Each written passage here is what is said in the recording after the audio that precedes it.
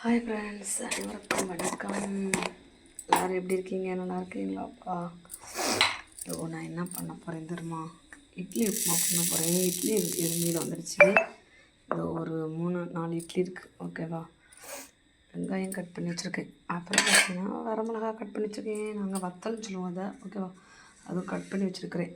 அவ்வளோதான். அப்புறம் பார்த்தீங்கன்னா சட்டியில் எண்ணெய் ஊற்றிட்டு கடுகு போட்டாச்சு. ஓகேவா? கடுகு போட்டாச்சு. அப்புறம் பார்த்திங்கன்னா உளுந்து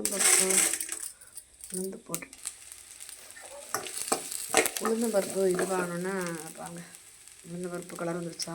வெங்காயம் காட்டிட்டு வெங்காயம் அந்த வத்தல் கருவேப்பிலை அவ்வளோ போட்டாச்சு. வெங்காயம் வதங்கிட்டே இருக்கா. உப்பு கம்மியாக தான் போடணும். ஏன்னா நம்ம இட்லியில் ஆல்ரெடி உப்பு இருக்குமா. இந்த வெங்காய டேஸ்ட்டுக்கு உப்பு வேணுங்க. அதனால் வெங்காய டேஸ்ட்டுக்காக உப்பு. ஓகேப்பா, ஒரு நிமிஷம். வெங்காயம் வதங்கிடுச்சுப்பா. ஓகேவா? வெங்காயம் நல்லா வதங்கிடுச்சு. ஆல்ரெடி இட்லி இருக்குது பார்த்தீங்களா? அதெல்லாம் பாருங்கள் உதுத்து வச்சுருக்கேன். இது ஒரு 4 இட்லி, குட்டி இட்லி தான். 4 இட்லி குட்டியாச்சு. அவ்வளோதான்.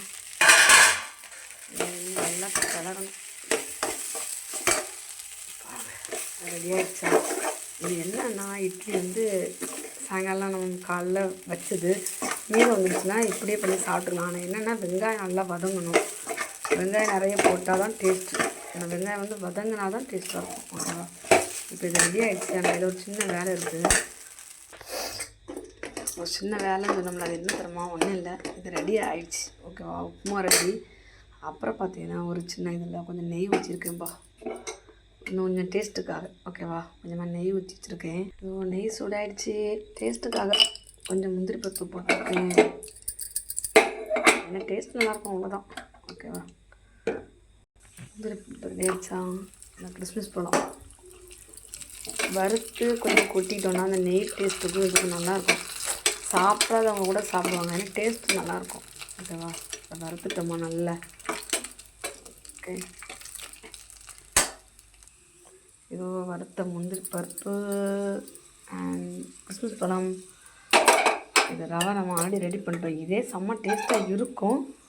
ஓகேவா? நெய் முந்திரி பருப்புலாம் சாப்பிட்றவங்கன்னா இதை போட்டு தட்டி கொஞ்சம் கிண்டி வறுத்து கொடுத்துருங்க. செம்ம டேஸ்ட்டாக இருக்கும். ஓகேவா? இப்போ பார்த்தீங்கன்னா இது என்னென்னா இட்லி உப்புமா. ஓகேவா? ரெடி ஆகிடுச்சா? ஆனால் உண்மையிலே செம்ம டேஸ்ட்டாக இருக்கும். எங்கள் வீட்டுக்காரர் ரொம்ப சாப்பிட மாட்டார். இன்றைக்கி இட்லி கொஞ்சம் மிச்சமாக சொல்லி கிண்ட போகிறே சொல்லி கிண்டிட்டேன். ஆனால் கண்டிப்பாக இதை சாப்பிட்ருவாங்க.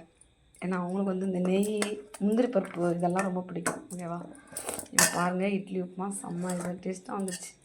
நீங்களும் பண்ணியிருப்பீங்க. சில பேர் இப்படி இருக்கும் அப்படின்னு தெரியல. ஆனால் இப்படி பண்ணீங்க, செம்ம டேஸ்ட்டாக இருக்கும். பிடிச்சிருந்தாலும் லைக் பண்ணி சப்போர்ட் பண்ணுங்கள்.